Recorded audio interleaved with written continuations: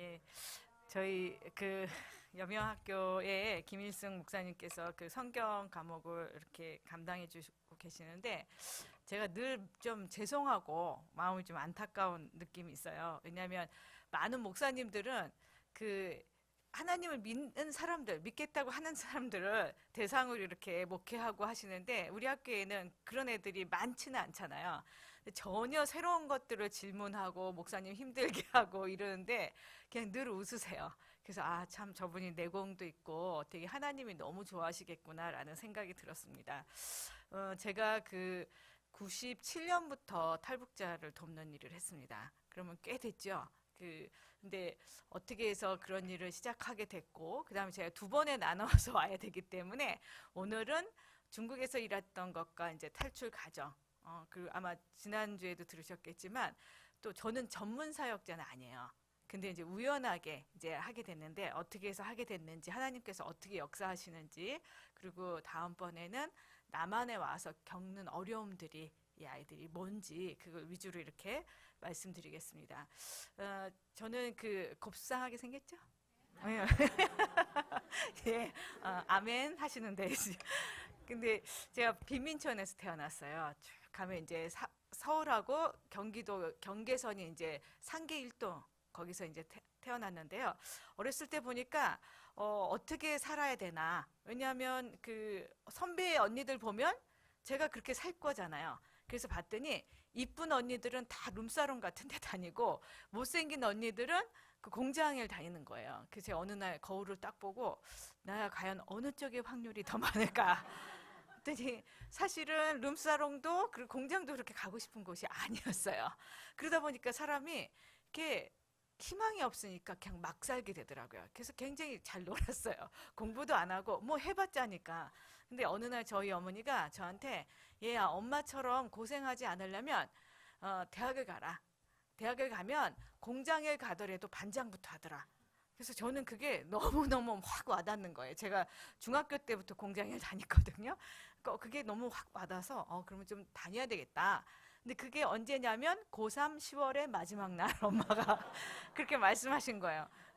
그때 아무리 잘해도 꼴등이 뭐 어떻게 할 수가 없겠죠. 그래서 제가 재수하고 제가 여고를 나왔는데 재수했더니 남학생들이 많더라고요. 그래서 고등학교 다닐 때까지는 제 돈 내서 이렇게 놀았잖아요. 근데 이제 학원 다니니까 남학생들이 돈을 내주면서 놀게끔 되어 있더라고요. 그래서 뭐 집으로 누구 주나요? 그래서 막 놀았죠. 그런데 삼수에서 이제 대학을 가게 됐는데 어떤 과를 갈까 봤더니 그때 제가 미션 스쿨을 다녔습니다. 근데 신앙이 있어서 다닌 게 아니고 이제 거기 이렇게 떨어진 거죠. 그런데 친구들하고 내기를 했어요. 저희 목사님이 굉장히 잘생겼어요. 그 여고 목사님이 교목이 되게 잘생겼는데 저는 목사님들 인물 보고 뽑아야 된다고 생각합니다. 전도 확률이 되게 높아요. 친구들하고 그 약속을 했어요. 누가 저 목사님하고 가장 오래 길게 이야기를 하나. 그러면 떡볶이를 내기로 했습니다. 그래서 제가 1등을 했어요. 제가 목사님한테 딱 가서 예수가 누구예요? 그랬더니 목사님께서 막 이러면서 얘기를 쭉 한 1시간 정도 해주시는 거예요. 근데 맨 마지막에 이분이 다 아시겠죠. 제가 이제 장난으로 했다는 거예요. 맨 마지막에 다 좋은데 교회를 꼭 다녀라. 그래서 이제 그 약속은 또 없는 애들이 좀 의리파잖아요. 의리는 지켜야겠길래 제가 이제 재수 삼수하면서는 하나님을 이렇게 알게 되었습니다. 그래서 그런 와중에 대학을 가게 될 때 다른 과는 다 자기가 잘 먹고 잘 사는 거예요. 근데 교사는요, 저처럼 부모가 가난해서 자연스럽게 가난의 대가 물리는 그런 애들을 잘 교육시키면 그 가난의 대를 끊어주는 사람이 될 것 같았어요.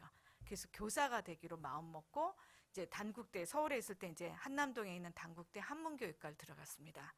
근데 한 3학년 때 우연히 제가 어떤 잘못된 전화를 받게 돼요. 그래서 누구 이상한 사람 찾더라고요. 그래서 몇 번에 거셨어요? 그랬더니 뻘짓 싸매 막 이러면서 혀꼬부라진 소리를 하는 거예요.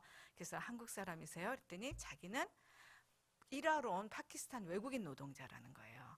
그래서 자기가 친구랑 같이 왔는데 친구가 사고가 났는데 도와줄 사람을 찾다가 저희 집에 전화를 잘못 건 거죠. 근데 저처럼 이렇게 어렵게 산 사람들은요, 그 목소리만 듣거나 그 얼굴 표정만 봐도 이 사람이 얼마나 간절한지 알아요. 왜냐하면 그런 사람들을 많이 보고 자랐기 때문에. 그래서 너무 간절해서 제가 내가 그 사람은 아니지만 도와줘도 되겠냐고. 제가 참 미쳤죠. 그래서 제정신 아닌 것 같아요.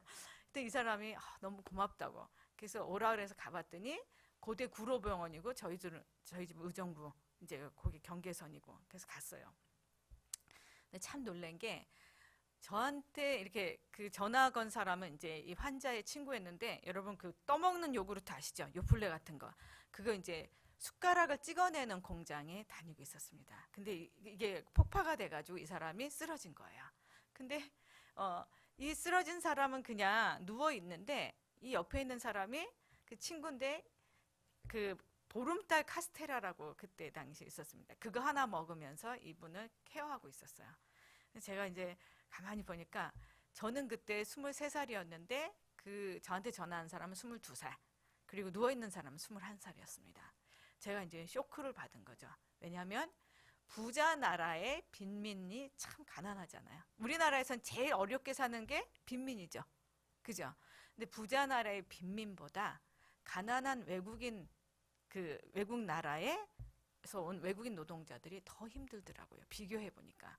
근데 하나님께서 만약에 제가 저희 집안에 처음으로 하나님 믿는 사람이었어요.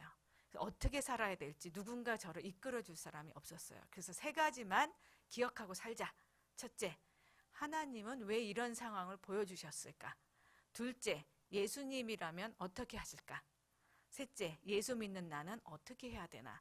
저는 제가 별명이 단무지예요. 단순무식 지랄. 그래갖고 복잡한 거 싫어요. 그래서 딱 세 가지만 생각하자. 그러니까 이 사람을 안 도울 수가 없는 거예요. 그래서 정말 열심히 도왔습니다. 근데 한 2주 있다가 이 사람이 환자가 잠깐 깼어요.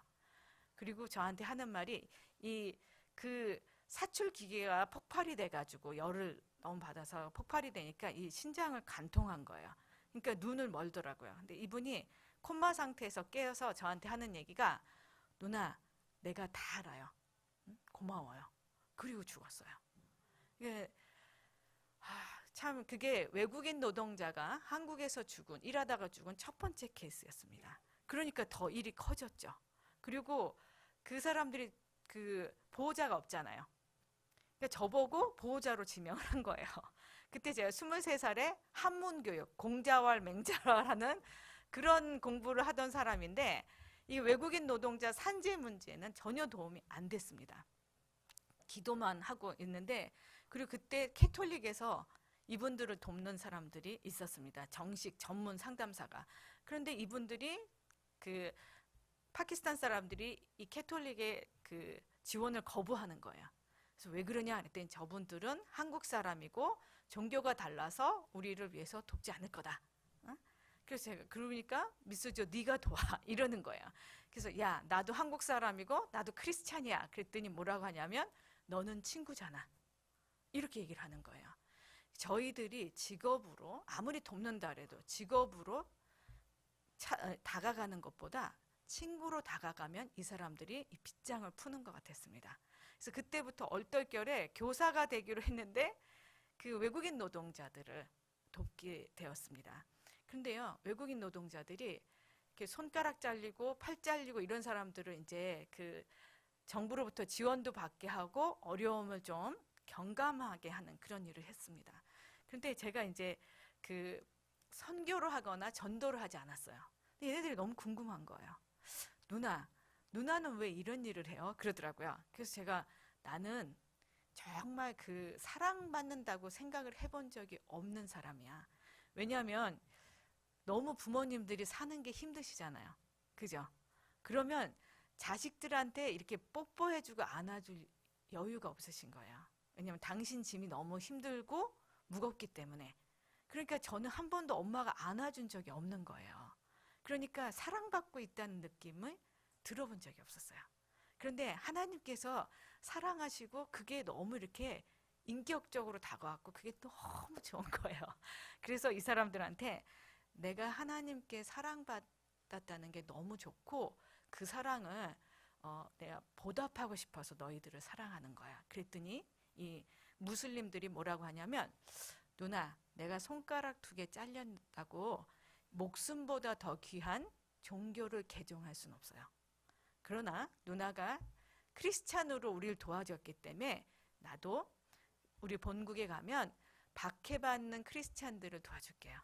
그리고 그 사람들이 감옥에 갈 때 내가 빼내줄게요. 이렇게 약속을 하더라고요. 그래서 저는 그분이 이미 마음이 움직인 거죠. 하나님이 들어간 거죠. 그래서 참 우리가 파키스탄 가서 사역을 한다면 이런 말을, 이런 고백이 나올 때까지는 아마 10년, 20년이 걸려야 될지도 모릅니다. 근데 여기 와 있는 고난 중에 있는 사람들을 케어하니까 그런 고백을 너무나 쉽게 이끌어내는 것들을 보게 되었습니다. 근데 제가 이렇게 외국인 노동자와 일을 하다가 정말 배용준 같은 남자를 만나게 돼요. 제가 이 바닥에 송애교거든요, 별명이. 저희 남편을 만나게 됐는데 이분이랑 이제 결혼을 하게 됐습니다. 근데 이제 결혼할 때 이분도 이 집안에선 처음 크리스찬이 된 거예요. 근데 서울대 법대를 나왔는데 시골 전주 깡촌에서 그 정도까지 했으니까 얼마나 공부를 잘했겠어요. 근데 하나님을 믿을 때부터 글씨가 안 써지는 거예요. 사법고시는 다 1차는 객관식이라서 아주 높은 점수로 합격을 하는데 2차는 논술이잖아요. 이거 안 되는 거죠. 그래서 이게 어떤 뜻일까? 그래서 제가 사법고시 그만두라 그랬어요. 하나님께서 특별하게 뭔가를 하시길 원하시는데 계속 거기 붙들고 있으면 안 된다. 과감할 필요가 있잖아요. 그래서 그거 그만두고 저랑 결혼했어요. 근데 그리고 이제 신혼여행을 어디로 갈까? 그래서 이제 중국으로 가기로 했습니다. 그런데 중국으로 가는데 저희들의 도움을 한국에서 많이 받았던 중국 교포들이 있겠죠. 제가 외국인 노동자를 위한 사역을 했으니까 그분들을 돕다가 그분들이 저한테 이 한국에서 그 건설 현장에서 일하다가 그 높은 데서 이렇게 낙상한 분이 계세요. 그래서 척추 이하를 다쳐서 대소변을 다 자식이 이렇게 도와줘야 되는 거죠. 근데 이분은 중국은 아기를 몇 명 낳아요? 1명만 낳았죠. 얼마 전에 바뀌었는데 그 전까지 1명만 낳았는데 딸을 낳으신 거예요. 부인은 자기가 노동력이 상실됐으니까 나가서 돈을 벌어야 되고 딸이 자기를 케어해 주는데 아빠의 대소변은 이 중학생 딸이 다 해줘야 되니까 얼마나 민망하겠어요. 그러니까 자기 죽겠다고 맨날 자살하겠다고 그래가지고 저희들이 이제 신혼여행 겸 이제 보람있게 신혼여행을 보내려고 그분한테 갔어요. 그래서 그분은 막 이제 도와주고 막 위로하고 이러는데 저한테 뭐라 하냐면, 선생, 이런 나도 외면할 수 없는 사람들이 있는데 좀 도와주시오. 내가 돕는 것보다 선생이 더 잘 도울 거 아니냐고. 제가 또 한 번 쇼크를 먹었죠. 한국에선 빈민이 제일 어렵죠. 그래서 제가 그들을 돕는 선생이 되려고 그랬어요. 그런데 외국인 노동자를 보면서 비교가 안 될 정도로 어려워서 제가 그분들을 돕기 시작했거든요. 그런데 그들 중에 가장 어려운 사람, 자기 힘으로 대소변을 못 가리는 사람이 이런 나도 외면할 수 없는 사람들이 있는데 좀 만나봐 달라. 그래서 호기심이 제가 만나보겠습니다. 그래서 이제 만나러 갔습니다. 그랬더니 이분이 선생보다는 조금 위에서 왔다고. 저는 뭐 흥룡강이나 이쯤에서 왔는지 알았어요. 제가 97년도 4월 말쯤에 결혼했는데 그때 이제 간 거죠. 그래서 괜찮다고. 제가 외국인 노동자 하면서 세계 한 40여 개국의 어려운 사람들을 만나봤거든요. 제가 막가파 신앙이에요. 그 깡도 있고 괜찮다고. 딱 가서 보니까 탈북자였던 거죠. 그래서 제가 깜짝 놀랐어요. 이거는 외국인 노동자는요, 여기서 불법 체류하잖아요. 그래서 이제 호승줄에 묶여서 출입국관리소에 가서 거기서 이제 비행기를 태워주죠. 그렇지만 자기네 나라 가면 경제적 영웅이에요. 그죠? 자기 집안을 다 먹여 살린 우리 집안의 가장이란 말이에요. 그래서 이 뭐 정치적 박해를 당하지 않습니다. 그런데 탈북자는요, 배가 고파서 넘어왔는데 다시 들어가면 정치적인 박해를 받게 되는 거예요. 그래서 제가 깜짝 놀랐습니다. 처음으로 만난 아이가 있었는데 오라 그래서 제가 가봤어요. 그 도문이라는 곳을 가봤는데 이 아이는 어떻게 왔냐면 북한이 먹을 게 없으니까 산의 나무를 다 베서 중국에 이제 그 먹을 거하고 옥수수하고 물물 교역을 합니다. 중국에서 옥수수를 기차에다 실어서 이제 간 거예요. 북한으로. 그러면 이제 이제 그 군인들이 다 하역을 하죠. 그럼 나달이 남으면 꽃제비들이 들어가서 그 나달을 막 가지고 훔쳐가는데 이 애는 3일을 굶고 기차 그 들어가서 이제 나달을 막 자기가 보이니까 먹은 거예요. 그러니까 이게 식곤증이 와버린 거예요. 안 먹다가 먹으니까 이게 위가 막 너무 열심히 일하다 보니까 뇌에 그 산소 공급이 안 되니까 졸립잖아요. 얘는 거의 기절한 거죠. 그래서 이제 그 사이에 이 기차가 중국으로 온 거예요. 그 눈을 딱 떠보니까 웬 뚱뚱한 사람들이 짤라짤라하고 너무 겁난 거예요. 그래서 막 울고 있는데 지나가던 중국 교포가 이제 자기네 집에 데려다가 저한테 연락을 한 거죠. 그래서 제가 보니까 너 어떻게 왔니? 너 앞으로 어떻게 할 거니? 그랬더니 얘기도 안 해요. 여러분들 그런 동영상 많이 보셨죠? 이렇게 정말 삐짝 말랐는데 배만 뻘떡하고 머리는 다 듬성듬성 이렇게 빠지고 갈변되어 있고 이런 애들 보셨죠? 그렇게 생겼어요. 키가 제 여기 턱에 딱 왔는데 129인가 이래요. 근데 너 몇 살이니? 이랬더니 15살이래요. 그래서 15살이면 저희 아들이 저보다 더 크거든요. 근데 제가 너무 놀랐어요. 그래서 어떻게 할 거냐 아무 대답을 안 해요. 그래서 너무 민망해서 얘야 선생님이 맛있는 거 사줄 테니까 그것만 대답해봐. 뭐 먹고 싶은지. 근데 얘가 저하고 이렇게 얘기를 하다가 갑자기 벽을 딱 보면서 타갈 주시오 이러는 거예요. 다갈이 뭔지 아세요? 계란을 북한말로 다갈이라 그러는 거예요. 근데 여러분 그런 아이가 눈앞에 있으면 100원짜리 계란 하나 사주시겠어요? 제가 얘를 데려가서 식당에서 돼지고기, 닭고기, 소고기라는 음식을 다 차려줬어요. 근데 그 중에 돼지 비계를 향신료로 섞어서 이렇게 그 볶은 요리가 나왔어요. 그러니까 향이 자극적이니까 얘가 그걸 막 주워 먹은 거예요. 근데 첫 번째 게 다 소화도 되기 전에 토하는 거죠.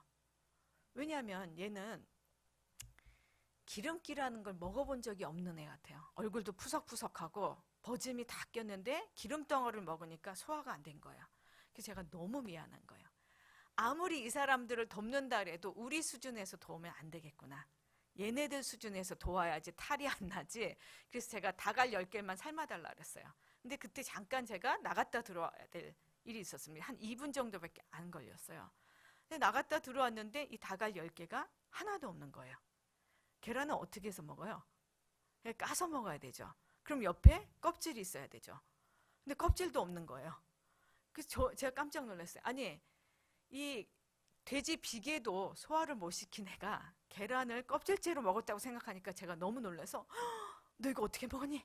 너 이거 어떻게 먹었어? 그랬더니 입으로 먹었시오. 입으로 먹었시오. 이러는 거예요. 너 어떻게 먹었니? 그랬더니 입으로 먹었시오. 그래요. 그래서 가만히 보니까 이쪽 소매 밑에 계란 5개, 이쪽 소매 밑에 계란 5개를 이렇게 숨기고 있으면서 입으로 먹었시오. 뭐 이래요. 근데 제가 그 눈빛을 보고 제가 기억나는 게 있었어요. 제가 어렸을 때 제 동생들이 있는데 초등학교 들어가기 전까지는 다 그 동네가 어려우니까 다 그렇게 사는 줄 알았어요. 하루에 한 끼 먹는 줄 알았거든요. 근데 지금도 지하철로 2정거장이 지나더라고요. 그 거리를 제가 1시간 동안 걸어서 초등학교를 들어갔더니 애들이 하루에 3끼를 먹는다는 거예요. 어머, 사람이 그렇게 많이 먹고 어떻게 사니?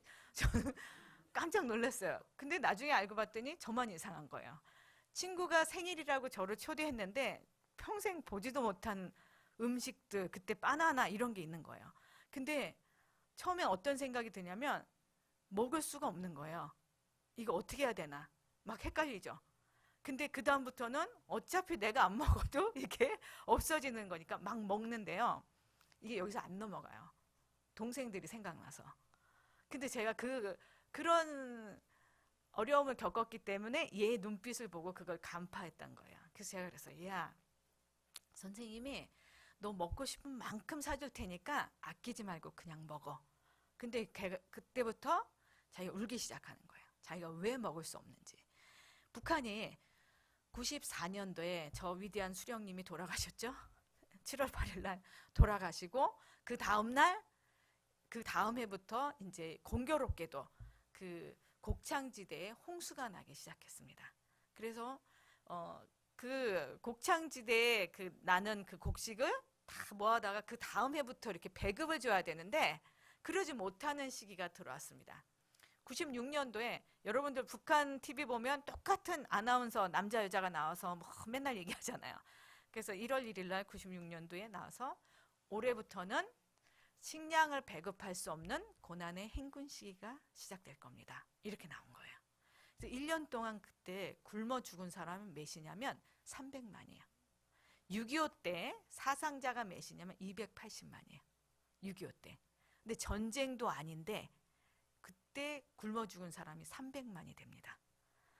97년도에는 우리 장군님이 이제는 작년 고난의 행군 시기가 지나갔으니까 먹을 걸 주겠지 라고 이제 TV를 지켜보고 있는데 그 똑같은 아나운서들이 올해는 고난의 강행군 시기입니다. 이렇게 얘기를 하는 거예요. 작년이 너무 어려워서 300만이 굶어 죽었으면요. 어떤 데는요. 그 고을이 마을이 다 없어지는 거예요. 못 먹은 사람들이. 그런데 작년도 너무 힘든데 올해는 작년보다 더 힘든 고난의 강행군 시기라고 하니까 97년부터 탈북하기 시작한 거예요. 그때 이제 제가 우연히 그 가장 어려울 때가 보릿고개죠. 4월, 5월 뭐 이때. 근데 그때 결혼식을 해서 신혼여행으로 제가 딱 현장에 가봤더니 그 사람들을 만나게 된 거죠. 근데 그때는 이제 부모들이 먹을 게 없으니까 먹을 게 있으면 자녀들을 주고 부모들은 뭘 뜯어 먹었냐면 풀뿌리를 뜯어 먹었어요. 풀을. 그러니까 이 아이의 엄마가 그런 걸 먹다가 수인성 전염병인 파라티푸스에 걸린 거예요. 그래서 애가 죽어가면서 이 큰아들한테 하는 얘기가 얘야 내 병은 내가 안다. 나는 닭알 한 알만 먹으면 나. 이제 엄마가 이렇게 얘기를 한 거죠. 우리는 계란 도시락 싸주면 애들이 먹지도 않아요. 근데 그분들은 자기가 먹었던 것 중에 가장 힘났고 맛있던 것을 애한테 요구를 한 거예요. 죽을 것 같으니까. 근데 얘는 그 훔쳐오기도 힘든 거잖아요. 계란이. 그러니까 이제 엄마가 그걸 못 사주니까 너무 그게 한이 되었던 거죠. 그래서 누군가 맛있는 걸 사주겠다니까 닭알을 딱 사줬는데 그걸 차마 못 먹는 거예요. 그래서 이 아이한테 저는 얘를 데리고 오고 싶었어요. 근데 얘는 뭐라고 얘기를 하냐면 선생님 제가 없어지면 2명이 죽습니다. 자기 11살짜리, 7살짜리 동생들이 죽는다는 거예요. 그래서 제가 걔를 보냈는데 어떻게 보냈냐면요. 얘는 탈북자는요. 되게 용기가 있어요. 그리고 아주 빠릿빠릿해요. 왜냐하면 그 국경을 얘네들이 그 넘어서 온 애들이기 때문에 위협을 무릅쓰고 온 굉장히 용기 있는 애들이거든요. 근데 이 탈북자는 자기가 자력으로 온 게 아니죠. 응? 옥수수 매달 먹고 배불러갖고 잠깐 잤는데 그 사이에 온 거예요. 얘는 정말 가다 보면 분명히 잡혀요.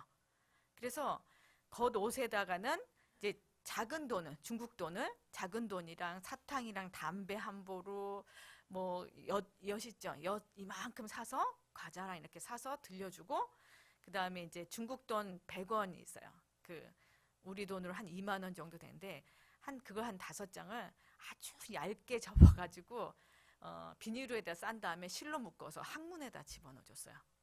왜냐하면 군인한테 반드시 잡히는데 몸에 있는 건 다 뺏겨도 몸속에 있는 거는 동생들하고 먹고 살라고. 그래서 그렇게 보내는데 그게 저한테는 평생에 뭐라 그럴까 이렇게 죄책감이 드는 일이에요. 내가 둘을 살리겠다고 셋을 죽인 거 아닌가? 셋을 죽는 길로 보낸 거 아닌가라는 되게 안타까운 마음이 들었습니다. 그래서 그때부터 저희들이 그 국경에 있으면서 탈북자들이 오면 만나면 전부 이제 연변까지 데리고 가서 이분들하고 같이 살았어요. 근데 이제 연변으로 갈 때 도로에는 공안들이 너무 검색을 많이 하니까 백두산을 돌아서 이제 가는데 한번 이제 한 가족을 데려가는데 이 애들을 이 엄마들이 못 업어요. 엄마들이 너무 힘이 없고 아빠들도 힘이 없어서. 그래서 이제 저랑 이제 저희 같이 일하는 사람들이 업고 가는데 여러분 사운드 오브 뮤직 보셨죠? 맨 마지막 장면이 애들을 업고 알프스를 넘어가는데 제가 그 사람들이 실제 인물들이잖아요. 그 사람들이 뭘 느꼈을지 제가 감이 오더라고요. 애들을 업고 가는데 이 백두산 이도백화 쪽으로 가는데요. 너무 아름다운 거예요. 정말 자연은 너무 아름다운데 만물의 영장이라는 사람이 하나님의 형상을 본받아서 만들었다는 이 사람이 이렇게 처참해도 되는가? 그런 생각이 들으니까 너무 안타깝더라고요. 걔네들 얻고 이제 그 연변의 아파트에 가서 살았습니다. 우리가 잘 살았을까요? 네? 전 죽는 줄 알았어요. 그냥 제가 약간 백치미잖아요. 그 외모는 완벽한데 머리가 안 돼가지고 그래서 이 사람들을 거절 못해서 같이 살게 됐는데 준비가 안 됐었잖아요. 그냥 착한 마음 가지고 사는데 이분들이 멀리서 떨어져 있을 때는 그냥 도울 수 있어요. 근데 한 바운더리에서 사니까 서로 이제 상처를 주고받는 거죠. 상처를. 그때 너무 무료하니까 저희들이 이제 책도 읽게 하고 그런데 책이 안 넘어가요. 왜냐하면 아파트에서 사람 발자국 소리만 들려도 혹시 우리를 잡으러 오는 사람이 아닌가 긴장을 하고 살아야 되니까 그래서 저희들이 이제 얘기로 이렇게 막 하죠. 맨날 이제 모세 얘기, 요셉 얘기, 또 미천 떨어지면 신데렐라 백설공주 막 이런 얘기를 해요. 그러면 어른들은 저것도 뭐 하는 거야? 이러는데 애기들은 되게 좋아합니다. 그리고 이 북한이요. 3가지를 기억하셔야 되는데 첫 번째는 봉건적이라는 거예요. 남녀 차별이 굉장히 심하다는 겁니다. 2번째는 사회주의 유물론.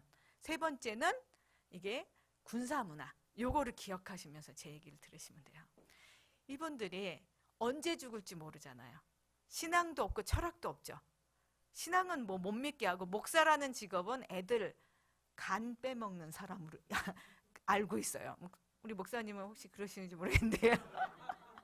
네? 목사라는 직업이 굉장히 이상한 직업, 이상한 사람으로 이렇게 낙인이 찍혔는데 문익한 목사님이 가고는 사전에서 용어가 바뀌었어요. 그러니까 그게 그런 이제 효과도 있는 겁니다. 그런데 이분들이 굉장히 이제 남의 말을 안 듣고 언제 죽을지도 모르고 또 철학이라는 있는 게 주체 사상 하나 있잖아요. 근데 그것도 밥 먹여야지 철학이지. 그죠? 철학이 밥 먹여주냐? 이제 이러고 욕하는 거예요, 사람들이. 그러니까 그것도 없지. 그러니까 언제 죽을지 모르니까 저희들이 혹시 공안들이 들이닥치면 뒤로 도망가서 4시간 후에 어디서 만나자. 이래서 다 비상금을 얼마씩 줍니다. 근데 언제 나가서 그 돈으로 술 사오는 거예요. 그리고 담배 사오고 또 먹을 것 때문에 애들하고 싸우는 거예요. 그래서 제가 이제 잡혀갈까봐 누가 신고할까봐 아저씨 제발 술 좀 먹지 마세요. 담배 좀 태우지 마세요. 제발 애들하고 먹을 것 때문에 싸우지 마세요. 그러면 이 봉건적이라 그랬죠.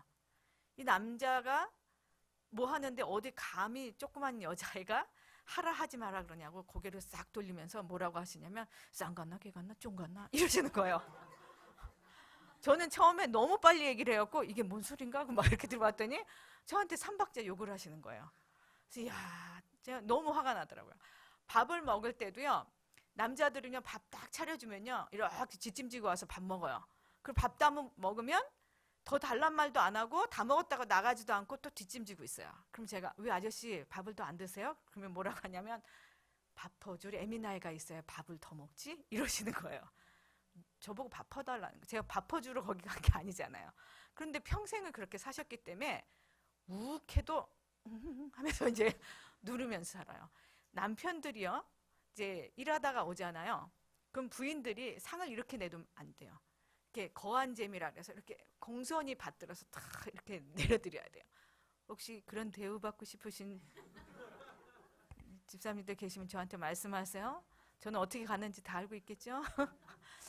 그런데 그렇게 이제 제가 지금 46이에요. 놀라셨죠? 예, 예. 안 놀라셨나? 근데 한 18년 전에는 얼마나 더 어려 보이겠어요. 28인데. 근데 조그만한 여자애가 감히 아저씨인 남자한테 하라 하지 말라니까 화가 많이 난 거예요. 쌍갔나 개갔나 쫑갔나 막 이러면서 3박자 갔나 막 욕하세요. 그래서 제가 손 들었어요. 근데 제 꿈이 뭐라 그랬죠 아까? 교사라 그랬죠. 애기들은 제가 너무 이뻐하는 거예요. 그래서 얘네들 데리고 맨날 모세 얘기, 요셉 얘기하다가 이제 신데렐라 백설공주 얘기하는데 이 아저씨가 첫날은 저 쫑갔나 또 뭔 공작하는 기야 하고 지나가세요. 둘째 날은 아무리 최악의 상황이라도 하나님이 들어가면 사람이 바뀌게 돼 있죠. 애들이 바뀌기 시작하는 거예요. 애들이 가장 빨리 바뀌어요.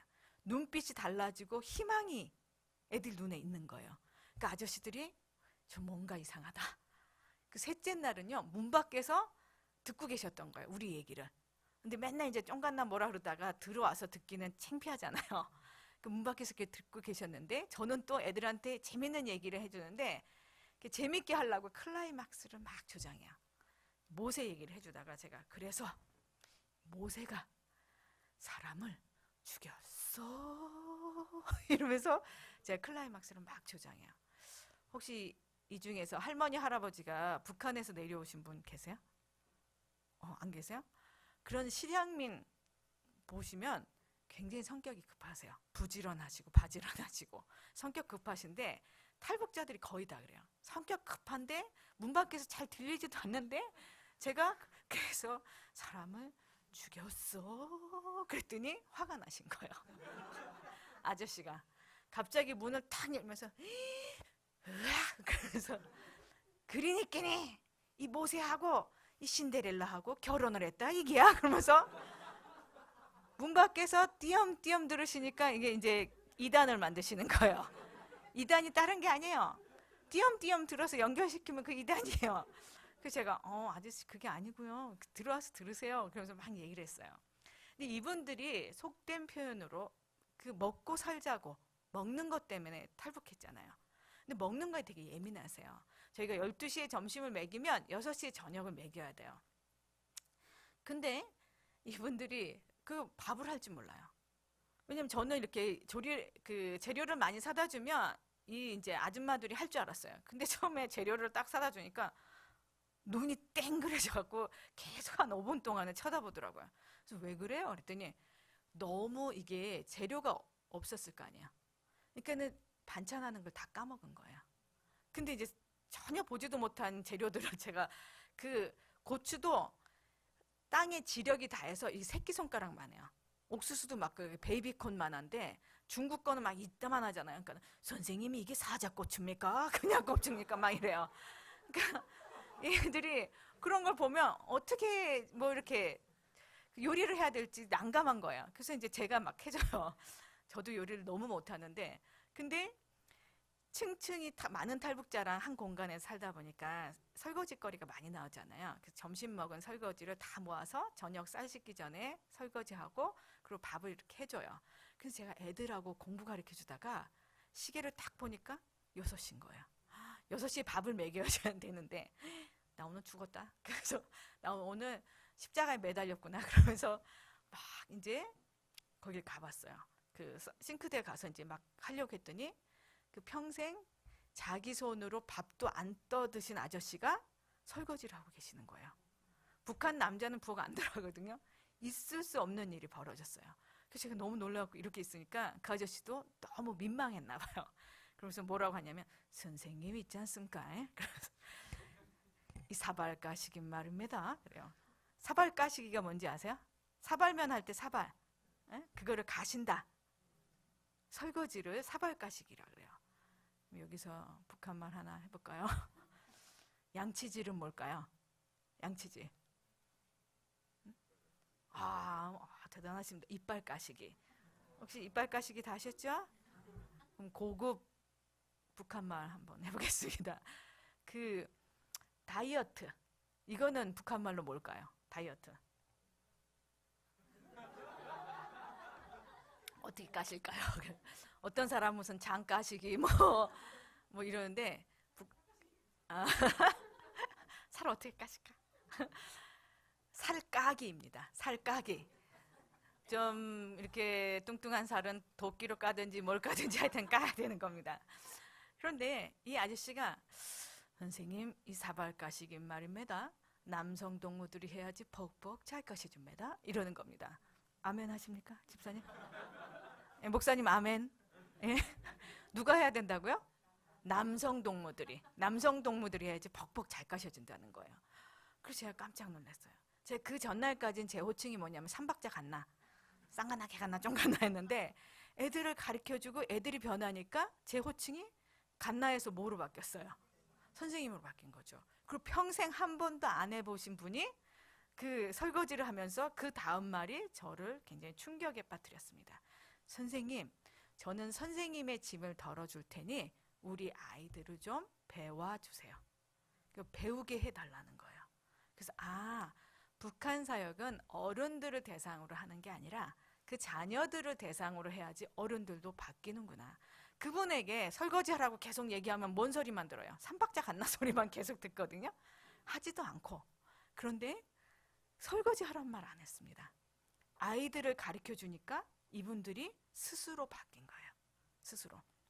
그래서 그렇구나. 그런데 중국에서는요, 애들을 데리고 나갈 수도 없고 학교에 데리고 나갈 수도 없고 그 다음에 사회생활도 안 되고 결혼도 시킬 수가 없는 거예요. 얘네들이 맨날 그림을 그리면 새만 그려요. 왜? 그럼 자유롭게 날아다니고 싶어. 밖에 내보낼 수가 없어요. 왜냐면 얼굴이 너무 티가 나서 얼굴 이상하죠. 이빨 다 빠졌죠. 손가락, 발가락 동상당해서 다 이렇게 잘라졌죠. 그러니까 이게 탈북자가 아니라 그래도 금방 티가 나는 거예요.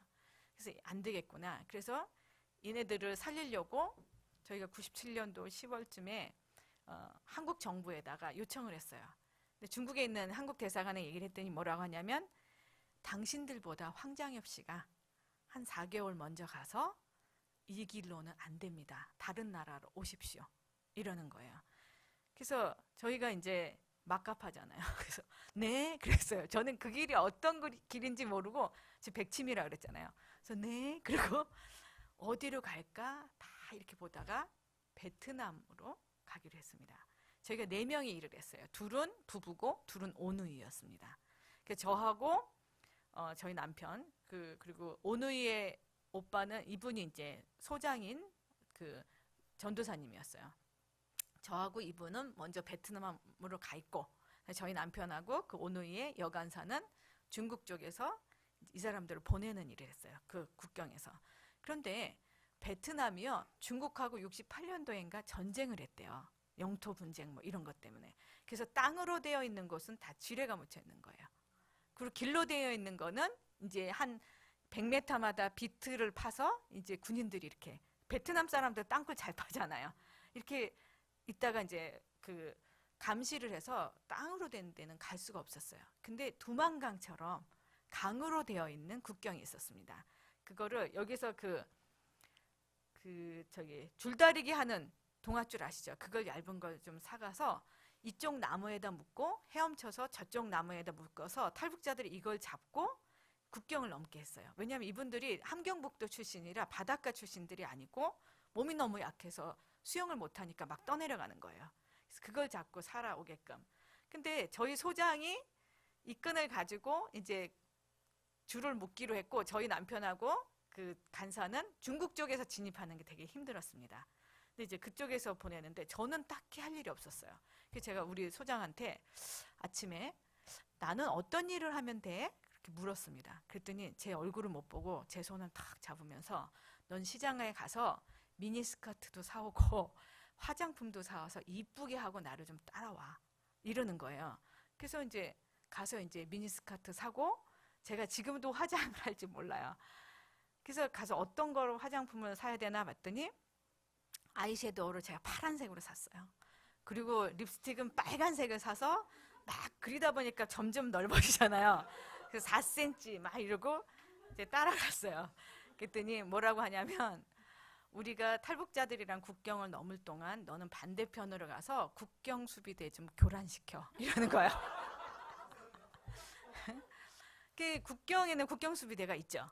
근데 우리가 도강하는 그 순간에 잡으면 우린 빼도 박도 못하고 북송되는 거예요.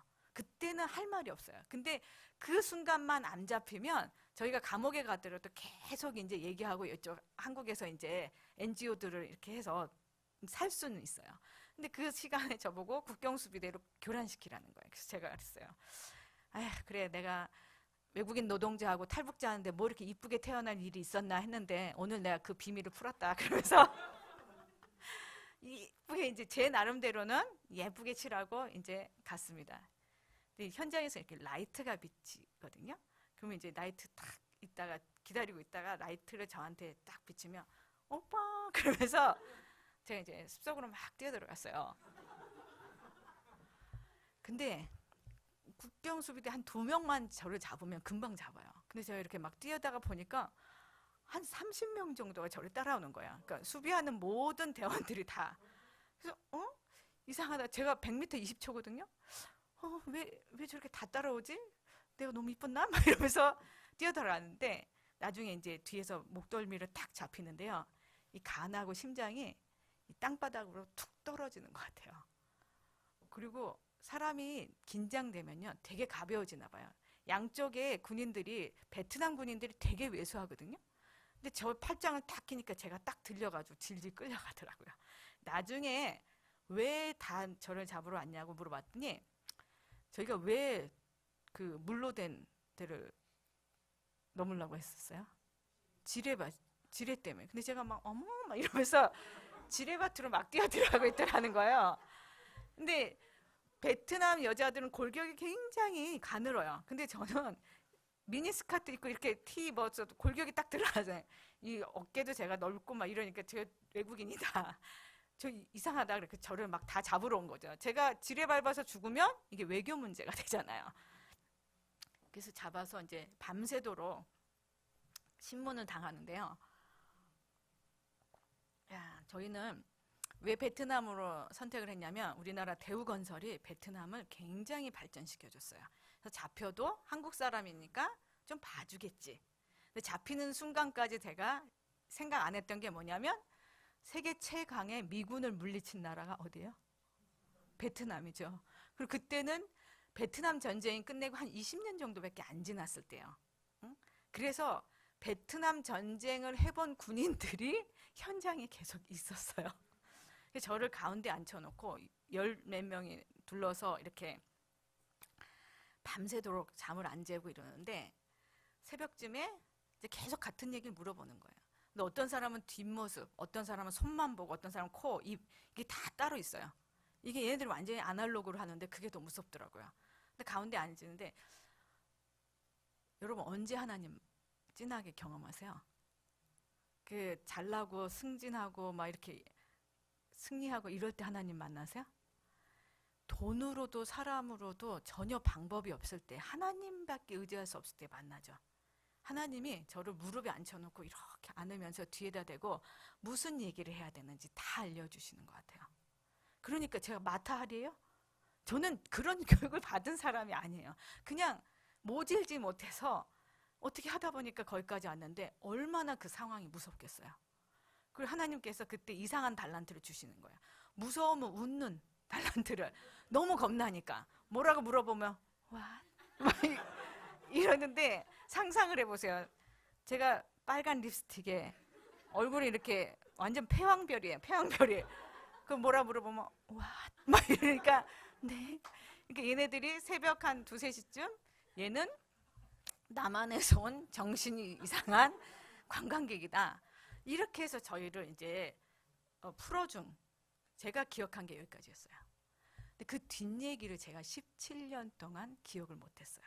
근데 작년 4월 달에 신천 성결교회에서 이제 특별 새벽기도 청년회를 대상으로 하는데 제가 이렇게 마주보고 있는데 얘네들이 막 찬양을 하는데 너무 힘없이 특세 때 찬양을 하는 거예요. 그래서 제가 그 순간에 우리 하나님이 얼마나 힘 있는 분인지 알면 얘네들이 정말 신나고 기뻐서 찬양할 텐데 그 순간에 제가 그 뒷얘기가 기억이 났습니다. 17년 만에.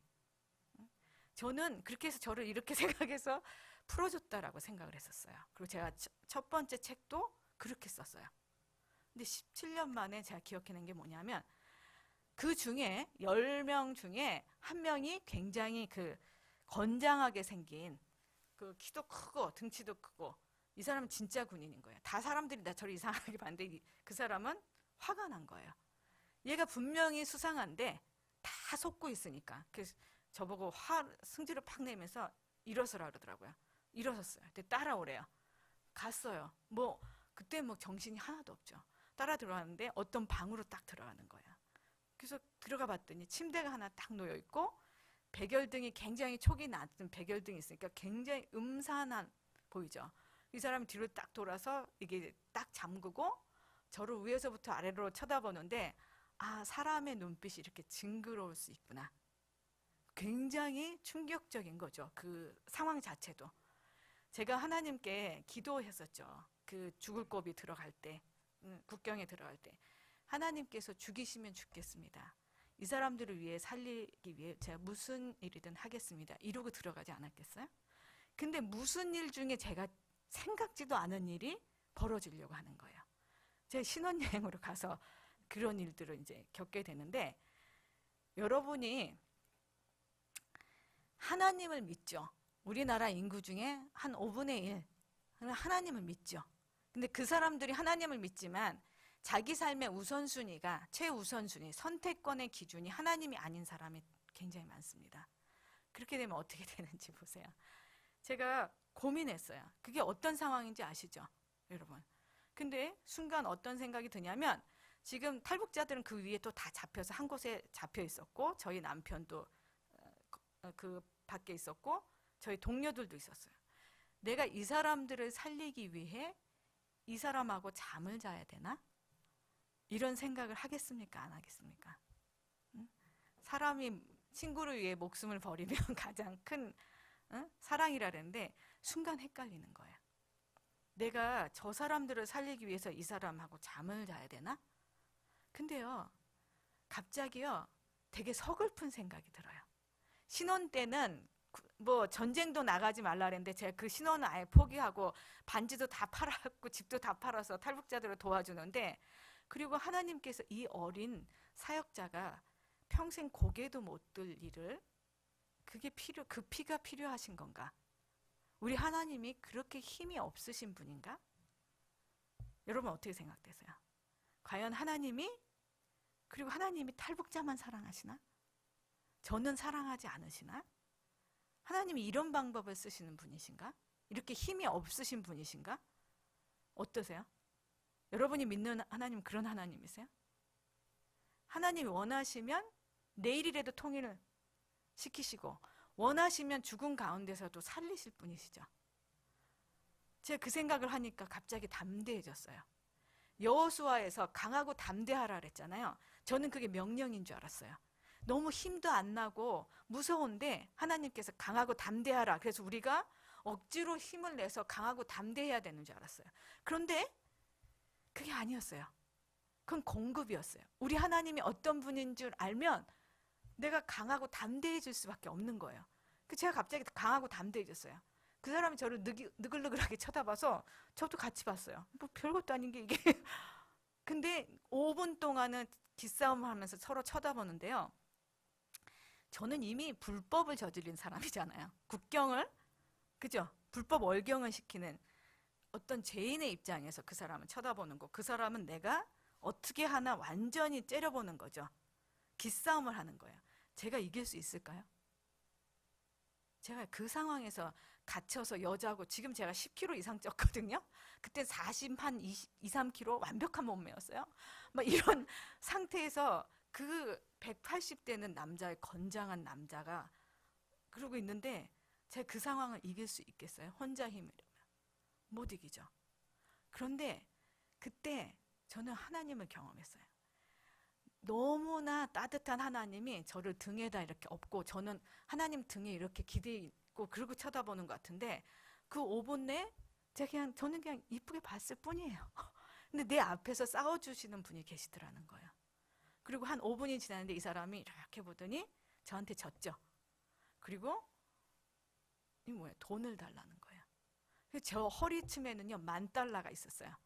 왜냐하면 탈북자로 옮기다가 무슨 일이 생기면 돈으로라도 해결해야 되니까. 근데 제가 그걸 주려고 허리를 막 풀으려고 했는데, 누군가 귀에다 대고 귀를 잡고 작은 돈을 줘라 이러는 것 같았어요.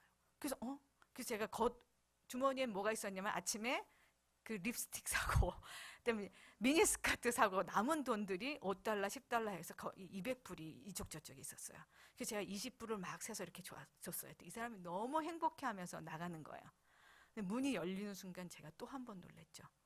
저를 조금 전까지 신문하던 그 12명의 군인들이 한 줄로 서 있는 거예요. 제가 만약에 하나님을 믿었지만 어떤 큰 선택의 상황에서 제 의지로, 제 생각대로 이 사람하고 잠을 자줘야 되나? 이런 자기 의를 가지고 선택을 했다면 그 다음 상황은 어떻겠습니까? 제가 깜짝 놀랐죠. 한 명씩 들어오는 거예요. 그러면서 이러면서 다 들어와요. 자기도 돈 달라고. 그래서 제가 그래 그러면서 제가 품평이 하면 줬어요. 잘생긴 놈은 15불, 못생긴 건 10불 이러면서 한 200불에 다 해결이 된 거예요. 제가 그리고 새벽에는 이 사람들이 나만의 조금 이상한 여행객이다 이런 결론을 얻고 저희들이 이제 다 풀려났죠.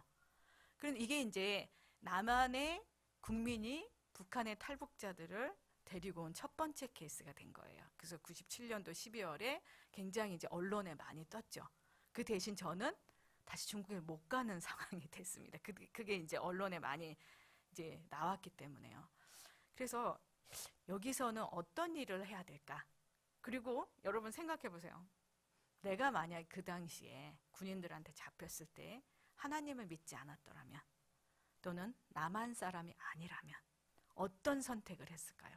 또 어떤 일을 겪게 됐을까요? 아찔한 거예요. 그래서 탈북자는 반드시 중국에 있을 때 하나님을 만나게 해야 된다. 그 일이 너무너무 중요하다. 그리고 여자들이 겪어야 될 일들이 정말 아찔하더라고요. 그래서 이 사람들을 좀 보호해야 되겠다. 탈북자 애들한테 물어봤어요. 걔네들이 뭐라고 얘기하냐면 선생님 저는 북한에서는 배고파 못 살겠고 중국에서는 잡혀갈까봐 무서워 못 살겠습니다. 남한에 가면 그런 근심은 없죠? 그래서 제가 그럼 니들이 아무리 못 먹어도 하루에 한 번씩 서울역에만 가면 밥을 퍼주고 니들이 아무리 잘못해도 북한으로 북송은 안 돼. 그랬더니 내래 열심히 공부해서 통일의 선봉대 가시오 이랬거든요. 그런데 남한에 와서는 애들이 제대로 적응을 못하는 거예요. 얘네를 왜 못 산다고 얘기를 하냐면 남한에서는 뭐해서 못 살겠다고 할까요?